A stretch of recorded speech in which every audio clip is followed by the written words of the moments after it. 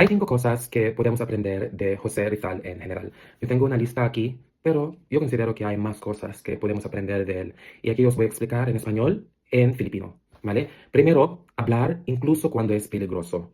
Naniniwala si Rizal na ang mga tao dapat nagsasabi ng totoo, kahit na minsan ito ay peligroso. Dapat sabihin kung anong nararapat, tama, at kung ano ang totoo. Número 2, la educación es poder.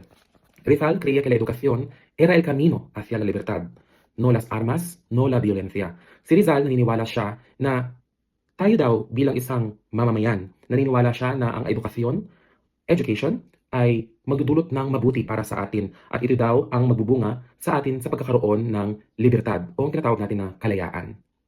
Pangatlo, amar a tu país incluso desde lejos. Rizal escribió sobre Filipinas viviendo en Europa, ya lo sabemos. Llevaba su país en el corazón, donde quiera que estaba. Entonces, los filipinos podemos seguir siendo parte de la historia. Si Rizal, kagaya ng alam natin, nagsulat siya ng mga nobela sa ibang bansa sa Europa.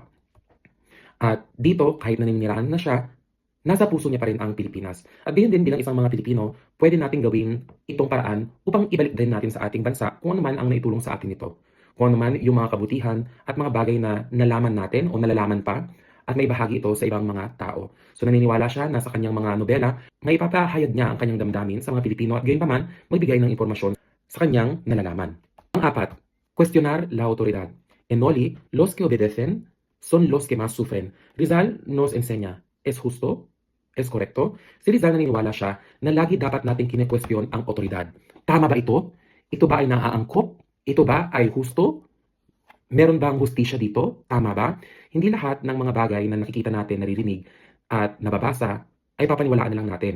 Dapat kine-question natin yung kredibilidad ng mga nakita na nababasa natin. At si Rizal naniniwala siya na dapat bilang mga tao, alam natin kung paano gawin yung mga bagay na iyon para hindi tayo madaling manipula. Dahil sabi nga niya, los que obedecen sin pensar son los que más sufren. Yung mga sumusunod-sunod lang na hindi nag-iisip, yun daw yung mga mas nagsasuffer.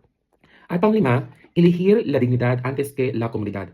Rizal pudo quedar en silencio, pudo vivir en el extranjero tranquilamente, pero eligió la verdad. Entonces, para él, la comunidad es temporal, pero la dignidad es para siempre. Sa naniniwala si Rizal na ang dignidad ay pangmatagalan, panghabang buhay, at hindi lamang ito isang bagay na temporal. Ito ay bagay na laging mapapasayo at laging mananalaytay sa iyong pang-araw-araw na pamumuhay. So I hope you guys learned something from 5 thoughts that I have about Rizal and how we can learn something from his works. I hope that you learned something today.